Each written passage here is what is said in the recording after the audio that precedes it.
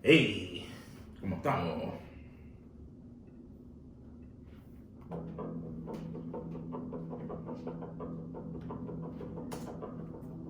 What? It's 2020 podcast. What? It's a 2020 podcast. ¿Qué? It's 2020 podcast, bro. What?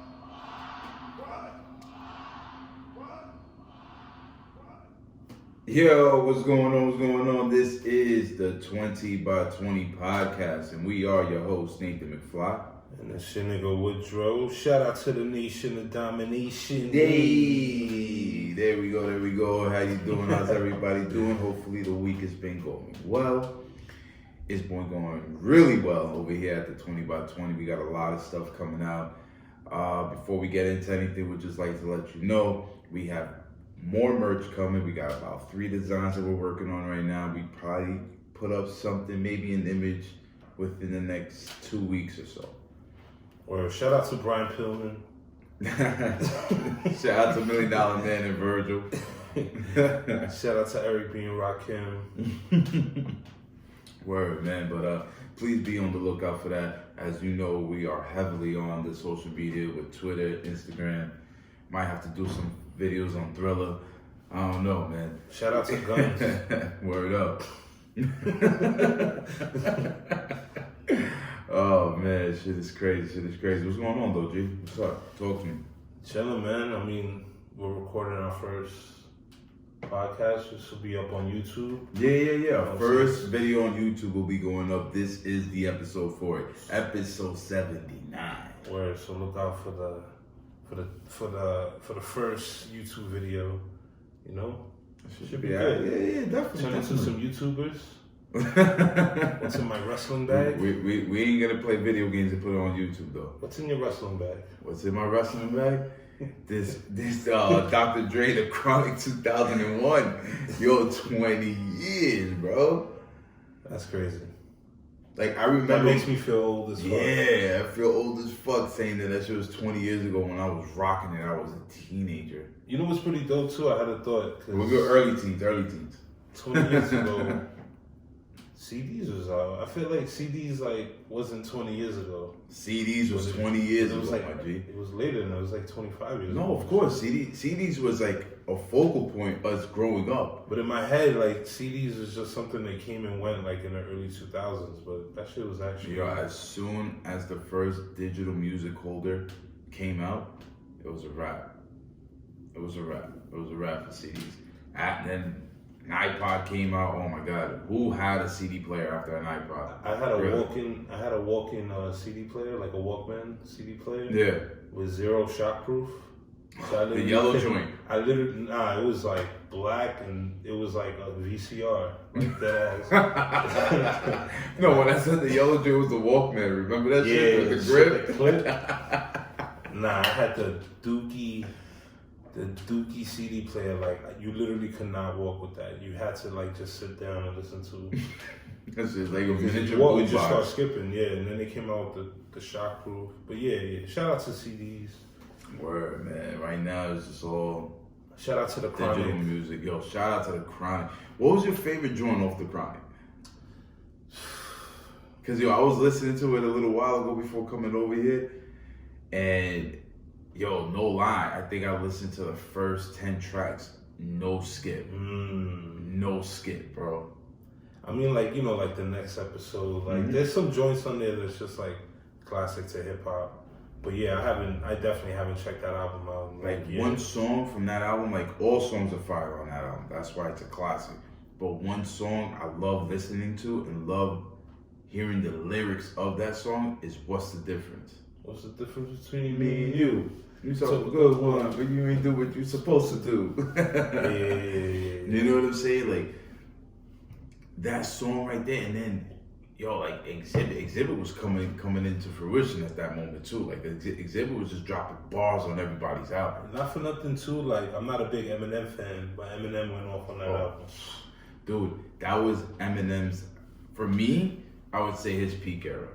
Like though that Dre album, the first 2 M albums. I even say probably the third one, the Eminem Show, but what he did on those first 2 albums, especially on the Marshall Mathers LP. Right. But his his part on the Chronic 2000 was official. Like, he was good. He was good. Not an Eminem fan. Yeah, shout out to Jay-Z for the bars he wrote for Dr. Dre though. On some real shit. Yeah, like I remember like Nas wrote some bars for Dre. Like Dre was like, he was always dope at using other people's flow. Yeah. Like he'll master your flow. The way he used his Jay's flow on the what's the joint with him and Snoop Dogg? It was a single. I don't remember. Shout out to the sponsor. Yo, shout out to the sponsor, bro. I do not Jesus, remember. you don't remember that joint? Nah, but I could hear it in my head. Oh man, like Diddy too. Diddy's another one that when they write for that's Diddy, that shit right there. When they write for Diddy, you can tell who's writing for Diddy. Like Diddy with that ass sound like still DRE. Yeah. Oh my God, you can hear Jay's influence all over that track, bro.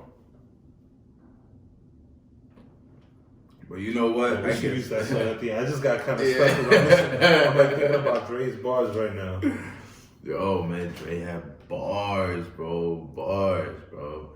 And it was because of the people writing for him.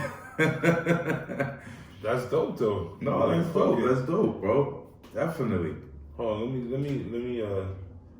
There was definitely a fucking dope bar on this shit that I need to like. I need to let go right now. Hold on.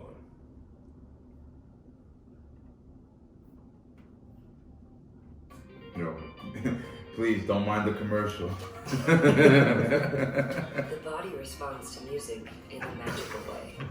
Together, Press skip. imagine- Press skip. It just gave me that opportunity. Come on.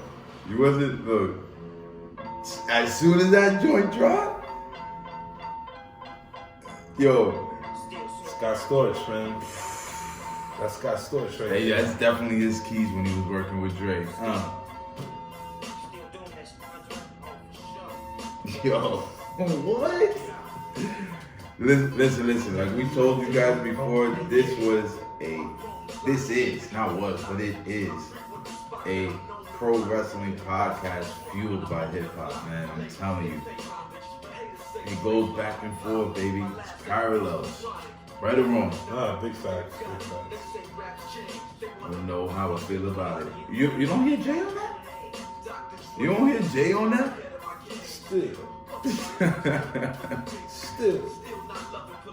Still, my khakis with a cuff and a crease. What? Nigga, that shit was banging, bro. For sure. That shit was banging. 20 years ago. Wow, that's 20 years ago. Shout out to Dre, man. Oh man, what a classic. But yes, let's get into what we want to talk about. I'm sorry. Oh, Before we get that's off, yeah, I always think about like when Tupac stopped fucking with Dre, was beefing with Dre or whatever, and they asked Tupac, they're like, "Yo, what's up with Dre, man?" He's like, "Man, I don't know what's up with Dre, man. He be upstairs sucking dick, eating pussy. I don't know what he doing." Yo, shout out to Tupac. We're R.I.P. Tupac. Sorry, I had to throw that out there. Shout out to Tupac. Damn, on the 20th anniversary. Thanks. Yo, to ask him, but to say a nigga either sucking dick or eating pussy, it's a nasty man right there. Like, creepy gentleman. Holy shit, man. But to get past all that right now and just get into what we want to talk about, Jordan Miles is making headlines once again. Oh, we're gonna start with the nasty. Nah, yeah, we're gonna start with that. So Jordan Miles put out 2 videos. One where he's basically, you can even see it in his face before you even click the play button on that video. You already know what he's about, just looking at his face. He quit fucking WWE. And what he said in the video, now, you know, a lot of people, you know, basically just wrote it out. They were saying that he said, "As of today, I'd like to officially announce that I quit fucking WWE. I am no longer employed. I refuse to work for racists. I fucking quit. Fuck them. I hate the fucking company. and everything it fucking stands for. All they ever did was hold our fucking people back. I do this shit for the culture. I don't need anyone's fucking permission to do what I want to do. Screw Jordan Miles. Don't even call me by that slave name. Call me ACH and don't forget the super bitch. So, besides of him getting on his Beanie Siegel at the end, he called it a slave name. Now, this is a name that you agree to when you're working for the company. Because I'm pretty sure half the time they'll probably use the same name you're coming from the indies with, unless it just doesn't pop right for them. So if you're agreeing to a name, you can't really call it a slave name. They ain't beat it out of you, you know what I'm saying? Man, he agreed to everything. He agreed to the name, he agreed to the fucking t-shirt, he agreed to all that shit. And not for nothing, he sounds real fucking childish and real corny in them tweets. I didn't see the videos. Yeah, the videos is crazy. Like the second video was him being a little more. He sounds corny, man. Calling out and saying fucking racist and doing all this shit. It's like, my man, if you really had a case, you would be moving a lot different. Yeah. But honestly, it seems like you've been doing a little bit of lying, or something in there. Something is wrong in there. Because honestly, like, I feel like a situation like this, it would have been blown up more. But the fact that it's not just shows that there's some type of bullshit in there that we probably aren't aware of. And basically, his last resort was to quit. Because if you felt the way, like my man Cap, felt like he was being blackballed, whatever, but he still is trying to put his foot in there, like he's still fighting the fight. Jordan Miles is basically just like, I fucking quit, I'm not working for racists. Like, come on, B. Like, you sound real corny. You sound like he didn't even fight the fight.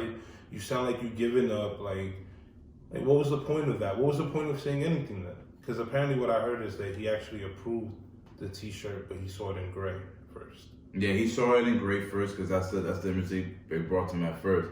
But somebody wanted it in black, and you know what? I'm sure WWE would have just took the T-shirt back if he really had an issue with it. No, they did, and they put it in different lettering, in different form, because now it looked like a Space Jam logo. All right, so my shit is then it should just be done. But you know, we're in the call-out culture and cancel culture, and fucking let me just post to social media. Let me hit the socials. My digression on how I feel about shit. And honestly, he looks corny. Like, he looks fucking whack. So, again, I didn't know who the fuck Jordan Miles was before this.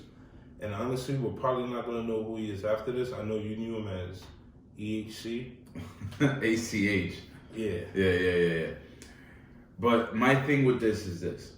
So, you brought this to the attention of not only, you know, the wrestling world, but just the world in general. You brought this over here, and you're supposed to be like the face of shit now. Like, to me, this is what I thought. Like, I'm all with when he first came out with the shit, and he made it basically known for everybody to see. I was like, that was a great way to do it. You know what I'm saying? Yeah, he was going crazy, and then out of nowhere started calling people out. That's when I was like, damn, you fucked up. But right now, what you gotta do, you gotta make this shit worth something. You know what I'm saying? As you're talking about it, you got to make that shit worth something. You got to do something different with your personality, your character, whatever it may be next after all this shit in WWE. But he goes, makes this video, goes crazy, calling racist, fuck this company, blah blah blah blah blah. Like, dude, if you really had it that hard, as you said you did, coming up from the indies, where your people, as you would say, always had to fucking go the extra mile and all this other shit. Why not use this to your advantage on the biggest platform you've had or anybody else would have had and make it a positive? Why keep on going the negative route? I feel like this is a negative route. You know what I'm saying? Like, you built the war. You're supposed to be the one right there in the trenches, in the front, guiding everybody else on how to do this shit correctly. Right now, like, the way you just came out was wrong. And then you put out another video where you're a little more calmed down and all this other shit, and then everybody else right now is gonna talk about that he got mental issues because he puts that fucking video out like an hour or two later. Well, because if you're not consistent and you're not consistent in your thoughts and the way you're presenting your argument, of course, and you're fucking being childish by just like shouting on fucking on the socials. Because I feel like he's so fucking talented and so wanted.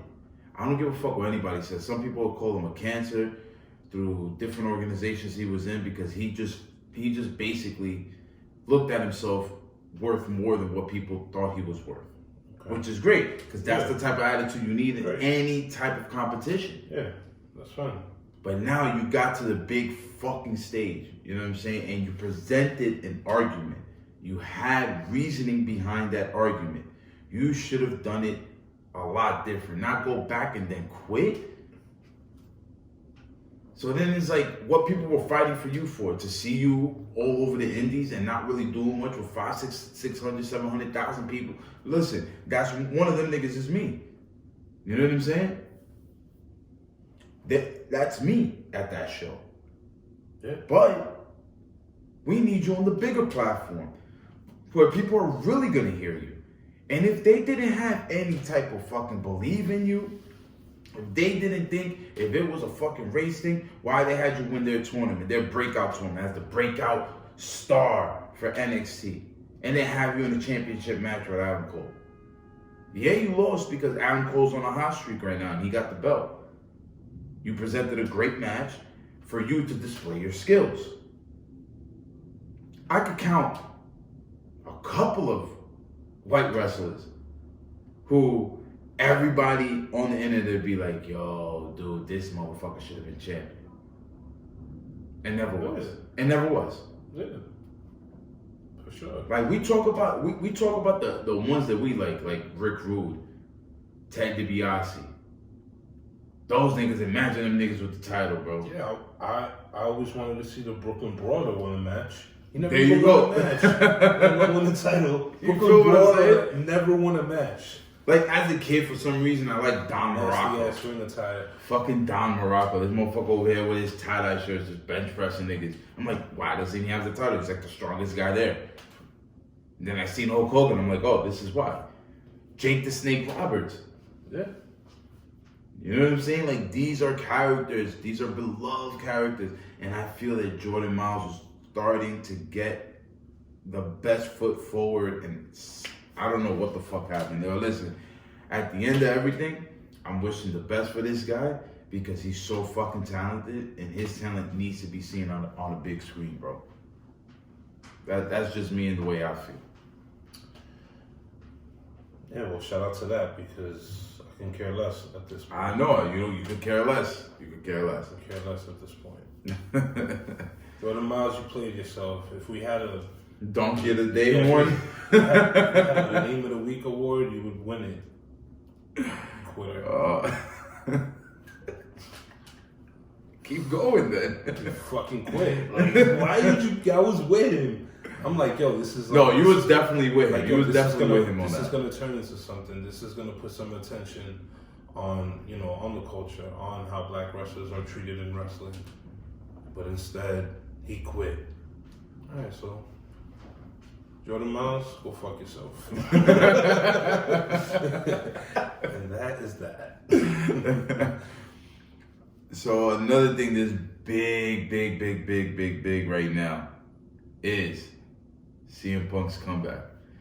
There's some people are saying CM Punk's comeback, some people are saying that he's just with Fox, and then you see photos going up and how he's thrown back into basically, like the wrestler profile shit on WWE.com. You see CM Punk there now. Yeah, I mean, I know people are like running around saying like, oh, Fox signed him or whatever. Like, yeah, but obviously that we'll have to okay that shit. Obviously, that comes with a spot within wrestling. I mean, within WWE. Because I mean, they had to sign off on that. Maybe he won't wrestle again. You know what I'm saying? Or maybe it'll happen like a year from now. You know what I'm saying? We don't know, but obviously the opportunity will be there. And a lot of people, in what they call the IWC, the Internet Wrestling Community. Yo, stop saying that, bro. I know you don't like it. That's why I said it. Stop saying that. Stop saying that. Am I in the IWC? I don't know. Are you? I don't know. Do you comment on wrestling on Twitter? I might. All right, there you go. All right, well, I never signed up. Hey, listen. It's like the Illuminati. Yeah. The IWC You're is just the there. Illuminati. You're just there. It's like it's they. No, but it's like they're saying that he's a sellout, that all the shit that he talked about WWE after he left and he still went back, like they're just wondering why would he do that. And I'm like, yo, why wouldn't he? Why wouldn't he want to go back to the biggest stage? The way they brought him back, I felt like it could have been better. But if the main focus and the main plan is just to keep him on Fox television, it's understandable. But a lot of people was like, bullshit. Fox got him within the grips. Why not put him in a match? Now, I understand that too. Putting him in a match. Why not? Think about it. Survivor Series is in Chicago, in his hometown, right? Why the fuck isn't he like the hidden member of like one of the teams in Survivor Series? No, it's not gonna get the same pop anymore. Like once you heard the cult of personality, once you heard that fucking entrance music, imagine nobody would have known. And that entrance music fucking forget about it. The pop would have been insane. I mean, again, like with the way WWE is set up right now, like this could be a good thing. I mean, he is who he is already. Right.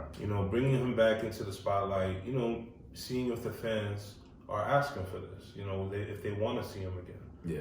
You know what I'm saying? And if they do, then you can eventually give it to them. But there's so much talent in the WWE, it's like, how are you gonna just bring him into it?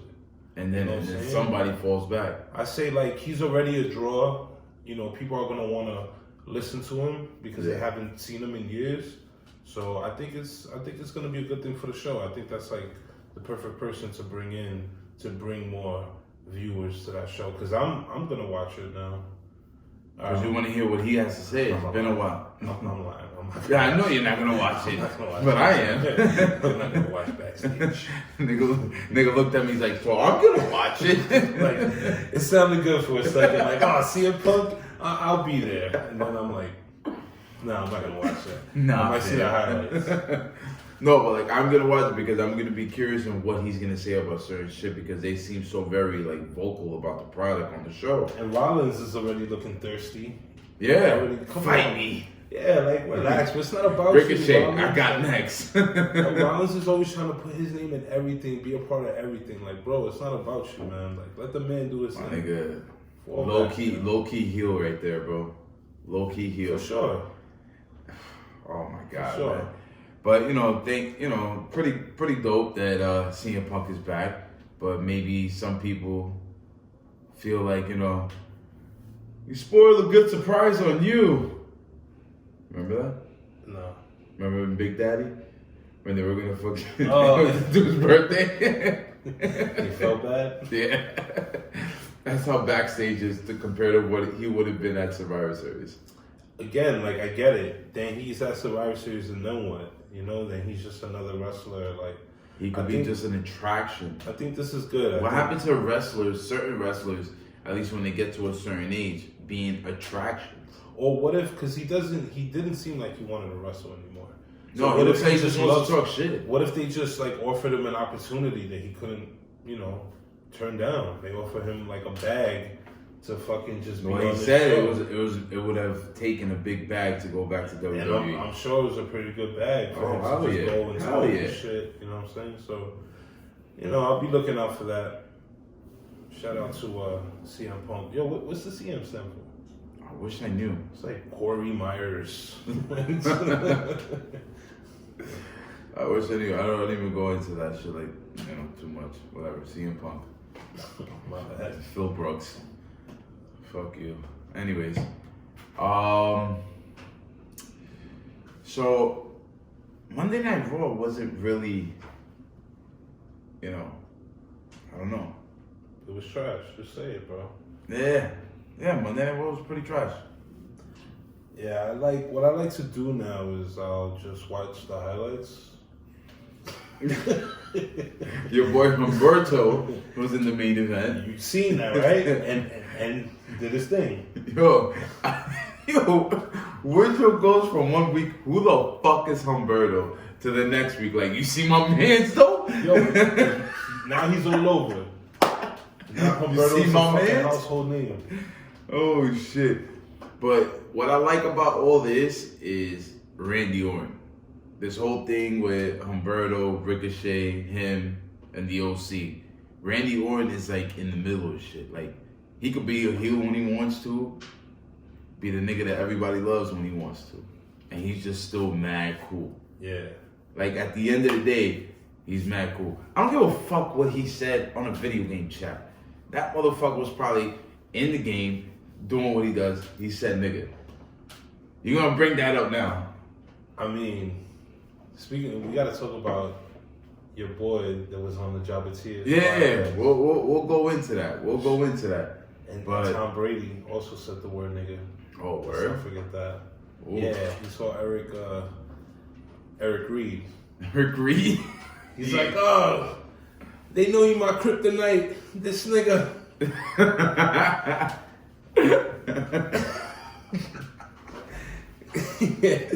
Yo, Tom Brady low-key grooving the hood. He's the GOAT.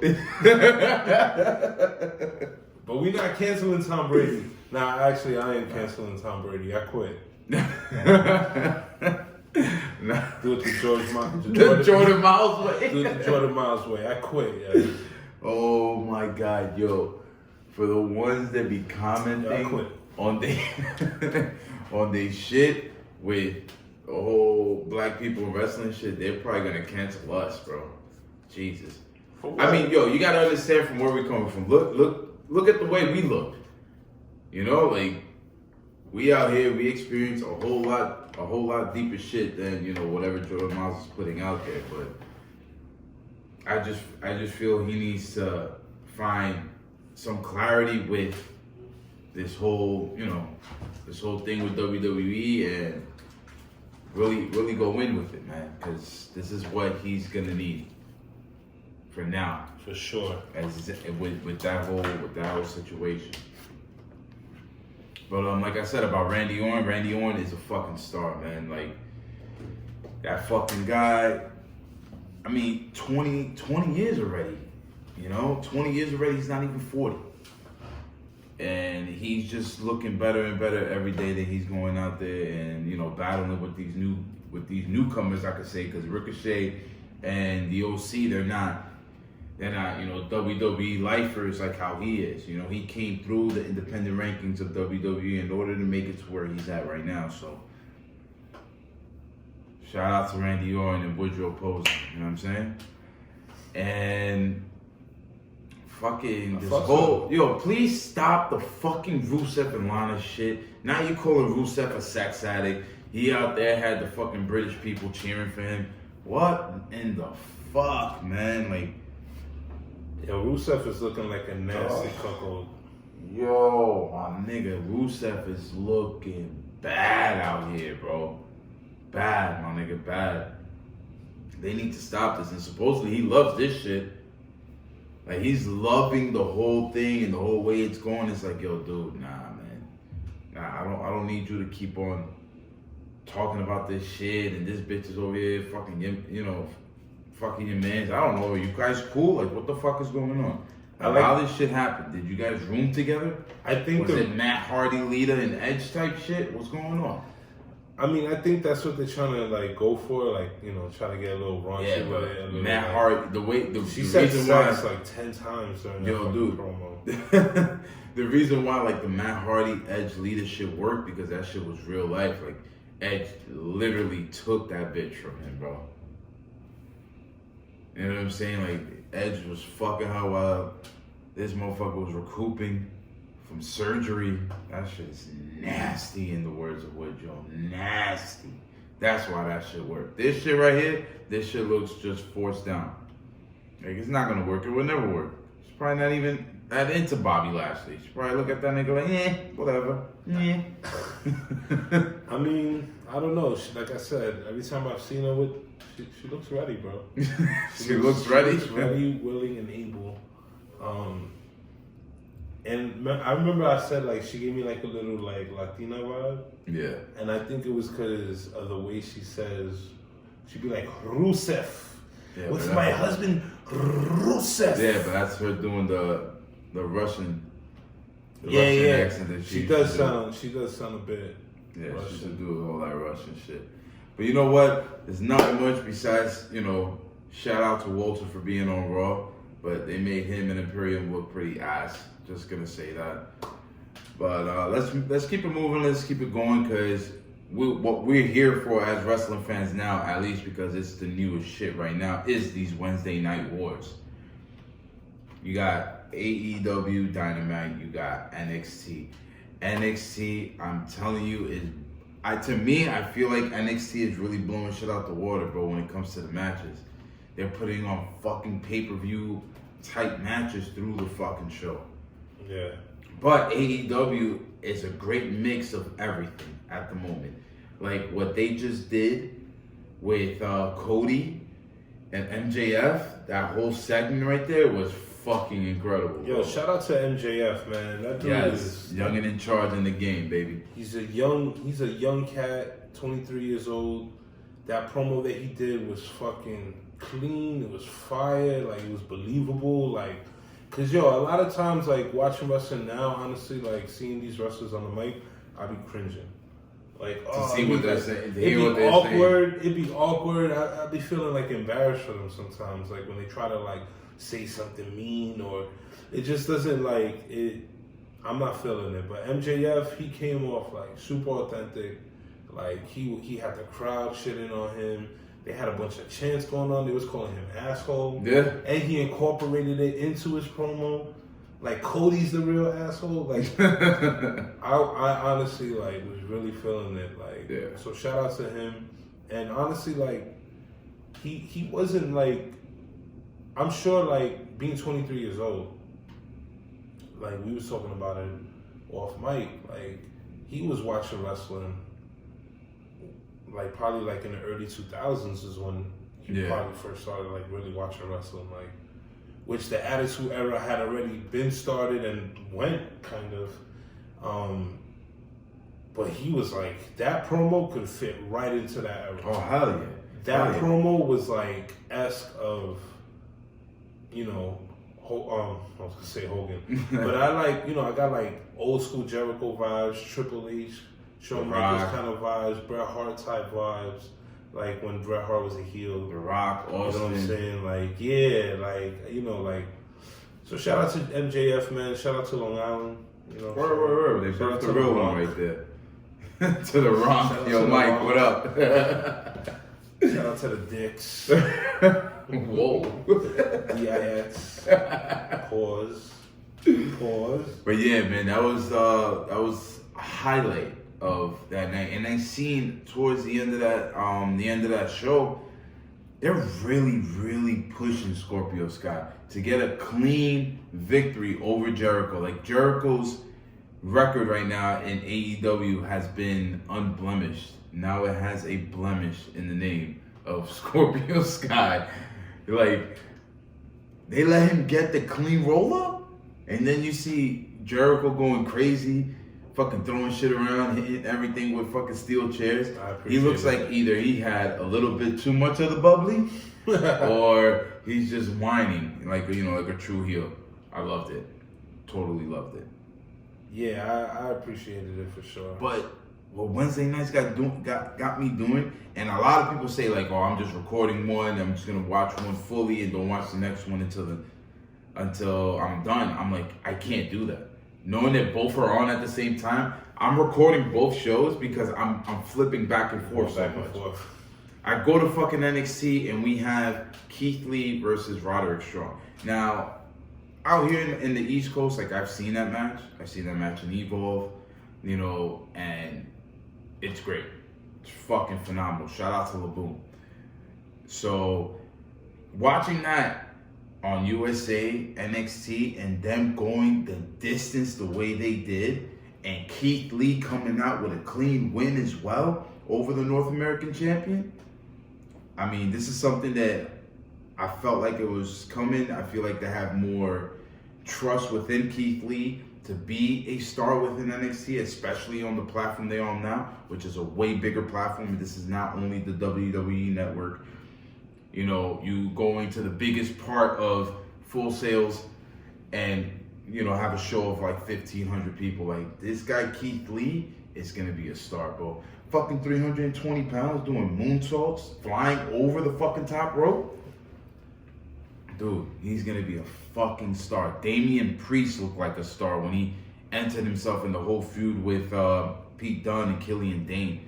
I mean, the shit he does at his size, I mean, he's like about 6'6", 240, but he looks like a solid basketball player. Nigga built like LeBron James and shit, my nigga. You know what I'm saying? This nigga's like just slingshot himself off a rope to do a flip outside. Yo, amazing. Right. Like, NXT has so much talent. You don't know where the mid card and the main event. Like, you know certain people at the main event, but you know other people that are considered mid card guys that would be fitting in just perfectly within the main event.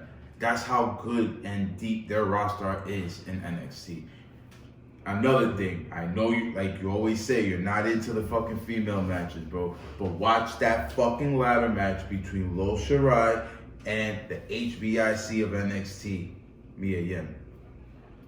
That right there was fire, bro. Fire, bro. Fire. All right. I mean, dude, Mia Yim got busted open. I don't know what they used to make her not fucking gush blood as much as she was gushing in the beginning, but whatever they used fucking worked. There were so many different spots with the ladders. Yo, these ladies came to fucking play and put on a fucking performance and a half, bro. Shout out to them. That's what's up. All right. Sorry, I missed that. Could you say it again, please? Yo, Siri, we're recording. Say it again. We're recording, Siri. What's wrong with you? Yo, Siri, wow, bro. I think she was feeling the fact that you was bigging up that women's match. She's like, yo, I'm sorry, I couldn't hear you. Say it again. What is it you said? But yeah, man, shout out. I mean, this week, I saw the numbers. AEW was up on NXT by about 250,000 viewers, from what I was saying. So last week, the week before, it was only a 9,000 view gap. Right now, they're back at the six-digit gap, which is crazy because I feel like both shows are giving us like really, really like crazy fucking programs. I just don't know why NXT is not clicking at the moment, bro. Again, because it's still like, even though it's been established for a minute, it's still like the newest one that they're pushing. Yeah. So you got to give it like some time for them to get established. AEW, like I said, it's still the draw of the bigger stars and the fact that they're new. So people want to, again, like me, I watched AEW Dynamite, and it was a good show. Shout out to Darby Allin. It was actually a fucking dope show, but I wasn't even checking NXT, to be honest. Nah, yo, NXT is good. I mean, I love Wednesdays now. Like, I look forward to Wednesdays. You know what I mean? Just to watch wrestling. Because I know, yo, it's just like that nostalgic factor of like being a kid and like having to like go to both channels.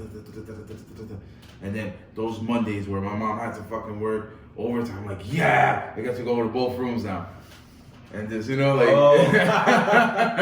I don't even gotta switch channels. I just put them on in both rooms and shit. That's fire. You know what I'm saying? That's privilege. This guy had 2 cable boxes in his apartment. He was rich. No, well, my mom worked 2 full-time jobs, bro. That's what's up. Oh, man. Shout out to the illegal cable boxes, too. They made it all work. Man. Spice Channel. There was no more 62, 63, 62, 63. That was the king of that shit. It's like, wow, it was fucking nice. You watched the whole program and just stopped when the commercials came on and shit. Yo, I'm telling you, man. I'm telling you, this is great. Great time to be a wrestling fan. So we're gonna get into Friday night. Now, Friday nights haven't always been the best since going to Fox. I mean, everybody's talking about how the SmackDown show has really been digressing a bit and the fucking writing is horrible, and you see that with the whole shit with Corbin and the dog and some dude dressed up as a dog. I don't even fucking know what it is, bro. Like, that shit is fucking ridiculous. But it's the reaction he gets from the crowd. So much booming, so much hatred. Like, you seeing that as somebody that owns the company, you're like, oh my God, this guy's so over as a fucking heel. Oh my God, this guy's perfect. So you keep giving him all that bullshit, you know? I guess we just don't have to react to it then, in order for us to get what we want. To be honest, to me, I'm getting what I want within Baron Corbin. He's a chicken shit heel. Yeah. Who just talk shit. Like, that's what he is. I feel like people just need to accept that shit. That's what he is. And don't front like he's not getting good in the ring. I think his game is getting to flawless territory right now, bro. He knows exactly what he's supposed to do in the ring, how to do it. Tell me, man. Baron Corbin, best heel in the game, baby. Been saying it. Best heel in the game. Well, not in the whole game. And maybe in WWE's game. I don't know. To me, best heel in the game, bro. He gets Over the Jericho best, right now? but he gets like the best raw like hatred from everybody. That's what makes it heel. Jericho's a tweener. Jericho's like right in between. Everybody loves Jericho, but then they boo Jericho. Okay, I hear what you're saying. You know what I'm saying? Baron Corbin is just heelish. You just hate that nigga. You can't like him unless you like heels. Young Pitbull right there. Yeah, telling you, fucking Pitbull in the face ass nigga, bro. He out here, baby. Word. You know? But one thing I'm starting to see within SmackDown, especially after his interview with CBS, is the renamed Mustafa Ali. He got his first name back. I caught that. He's gonna be their top star on SmackDown at one point. He will be the top star on SmackDown. Think he's gonna get that push? He's gonna get that push. And I think it starts at Survivor Series. He's part of the Survivor Series team. They want to build NXT as strong, as a really strong squad. So I feel like most of NXT squad will be towards the end of the match. Like probably like 3 out of 5 of them niggas. I think Raw's gonna get wiped out.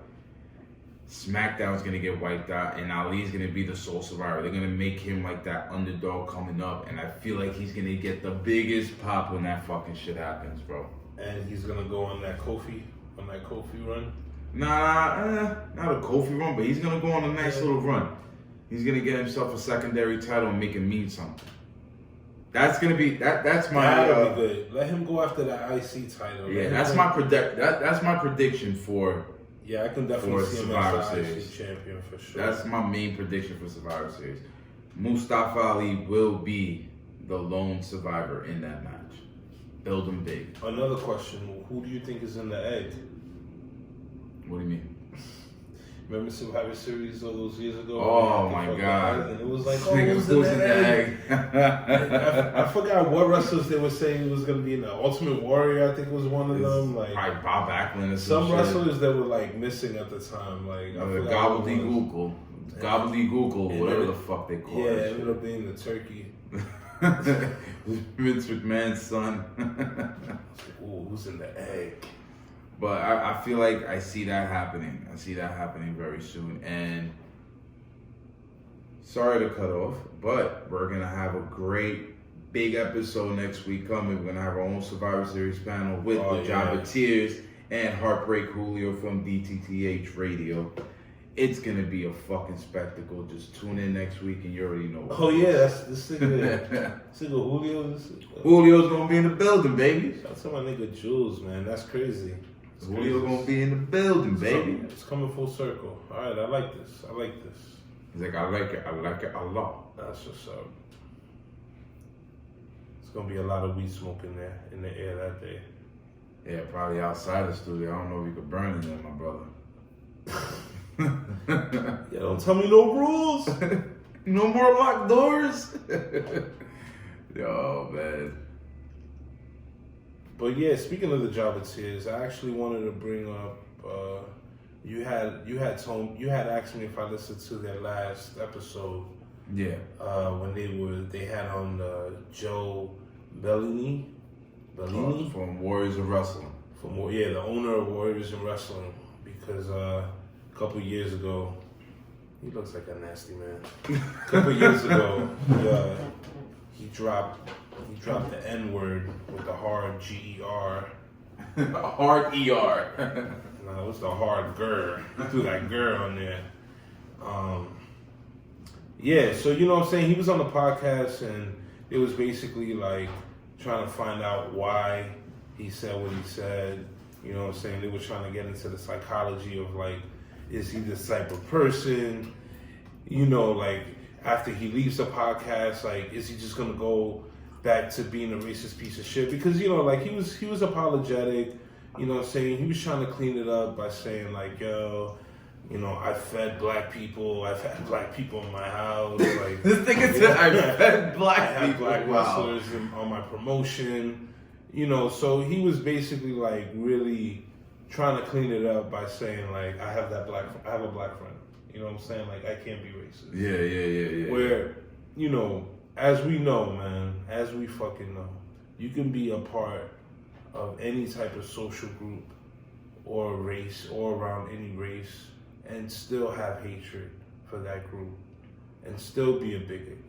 So I can't just say, just because he's clean, like I say, he's cleaning it up by saying like, he's fed, I fed black people, like, you know, I feed anybody that comes to my house. I'm like, you know, like, you honestly should have just been like, you know what, I was mad, and dude was black, and I just felt like saying, you know what, fuck him. And you should have just left it at that. But you know, Like, how would you felt if he would have said that though? honestly, if he would have just been like, yo, I said it. Like, I didn't, you know, I probably shouldn't have said it, which he did say I probably shouldn't have said it, but he didn't own up to saying it. He basically just sounded like it sucks that it's just being brought up again. Yeah. You know what I'm saying? Like, he has to, like, defend himself again. Because, you know, he wasn't really taking the responsibility that he said it. It was more like he was taking the responsibility that people were upset that he said it. You know what I'm saying? He was just trying to clean up that fact. When really it's like, if that is a part of your vocabulary and you're going to use it in a derogatory way, then you are using it as hate at the end of the day, no matter who you cool with. You know what I'm saying? And it's not to be cool, it's not cool to be hatred, but I don't know, you know, why we're bringing it up. It's like, if you know this is the type of person he is, just don't fuck with him. Like, you don't got to bring it up and talk about it and make him, like, explain himself. Yeah. Like, honestly, anything he says to me isn't going to be good enough. I think it's like, this is the type of person you are. Fuck you. I ain't fucking with you. Fuck out of here, Joe. You know what I'm saying? But, you know, I know Wilkins and, you know what I'm saying, Janelle, it was like, you know, Black was like, you know, he saw both sides of it. But my thing was like, I get it, you want to have a conversation about it. But I don't think there's any way to really clean it up. I feel like this is the... Like, and you to know, me, it's honestly, like it happened and that's it. If my old Twitter got deleted, like, I like was on Twitter in like 2007, and like I was going like super hard. And like at the time, like I was like getting all this like knowledge of self and, you know, like learning about who I am as a melanated being in this world and all this and what that means. You know what I'm saying? And so, you know, like with showing the self-love, I used to shed light on the non-melanated beings of this the world. light-skinned ones. And, you know, like maybe I came off kind of like racist and hateful or whatever, but, you know, in my heart, I was always like just speaking like from a place of love, you know what I'm saying? Yeah. Like, and I get like how like people could just dig up your Twitter and be like, yo, you're saying some foul shit, you know what I'm saying? But again, if you look at my Twitter and you feel a way about me, just don't fuck with me. If you think you're gonna bring me somewhere and I'm gonna explain to you why 12 years ago I was talking mad shit, like, I'm not gonna do that with you. Either don't fuck with me or whatever. So it's like, for what he did, I mean, to me, it was just a moment of anger or whatever. Yeah. And like, I felt maybe that he's too. racist, Like, maybe he's racist, maybe he's not. Like, no, and like they pointed that out. They're like, yo, when you know, and in the heat of the moment, like you basically show who you are. You know what I'm saying? They were telling him that, and then he was talking about how, like, yo, like, I can't, you know, like, basically I felt like he was saying, like, yo, damn, I can't believe you want me to, like, apologize to the people that did me wrong. Just meaning that group of people that burned his shit, right? And that just shows you that he wasn't getting it. He wasn't getting it. Exactly. Like, he's like, that wasn't for a specific group of people altogether. That's all he kept on saying. And I love the fact that, you know, like Sir Wilkins, Mr. Black, and Janelle, like, they didn't let him try to get away with that. You know what I'm saying? They kept on asking him. They kept on pressing him with questions. Yeah, they were trying to get the they were trying of it. Yeah, but then if he's not going to give it to you, then it's like, all right, cool. He's going to say what he wants to say, and that's it. You know who he reminded me of? You ever seen Do the Right Thing? Yeah. So the pizza dude. Sal's Pizzeria, right? The son, I forgot, Joey probably or some shit. I forgot the name, whatever. Mm-hmm. If it's Joey, it's mad funny. So, you know, he's like talking about, like, he's like, yo, who's your favorite basketball player? And he's like, Magic Johnson. And it's like all his, like, favorite sports players were, like, black, whatever. Yeah. And he was like, yeah, but that's different. You know what I'm saying? Like when I talk about black people, I'm not talking about them because they're not black, whatever. You know what I'm saying? So it's like at that moment, kind of like, basically, like, his racism, he was just focusing his racism on one person. He wasn't talking about everybody. Because y'all, he said, yo, but y'all think it's cool. He wasn't speaking generally. He was speaking, like, you know, to a specific person. Yeah, definitely. You know, definitely. Whatever, like, I just found, you know, I just thought it was, you know, it was pretty cool, you know. Yeah, it was a great episode. You know, it was good, and I just wanted to, like, comment on it, and, you know, shout out to the Jobbeteers, man. I'll get to see them soon, and yeah, but it's definitely a great episode. And like I said, that was from the Jobbeteers podcast. Look them up on iTunes, SoundCloud, Google Play, Spotify, whatever. They did. They're all over, man. They all over the place. Running shit. Well, that was 79. I said, right? Yeah, episode 79. So you know, that's all you got for them this week? That's all I got, man, because we're going to have a fucking crazy episode next week. I don't want to give them too much this week. You know what I'm saying? No overkill over here. You know what I mean? All right. We're going to have a great episode next week. I'm pretty sure you're going to like the one we just made right now.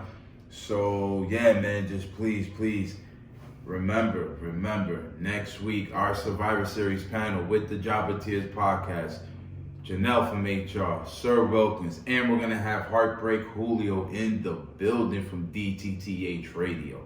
It's going to be a spectacle. It's only going to be that way because that's what we know how to do over here in the 20 by 20 podcast. Either go hard or go home. We're just going to make everything better than what it is the week before. That's what we do. Yo, man. We out here. When you go home, man, lock your doors. Close your windows. Close your blinds. Open your blinds. If you see a dude like Joe Bellinelli on your lawn, don't be afraid to use your firearm. I'm from Queens. Shout out to Queens. Yeah. And for the 20th anniversary of Dr. Dre's The Chronic 2001, we will be picking out a song from that album to send us off on this episode. So this was episode 79, and this is the 20 by 20 podcast. I am Nathan McFly. It's your boy Woodro. And shout out to the nation. Shout out to the Nation of Domination. Shout out Yeah. a very strong black faction in the WWE. Yeah, shout out. One. All right, good. like when it's like this. Jam packed within an hour of good content. Perfect. Yeah, I want to put this. I want to put the clip out about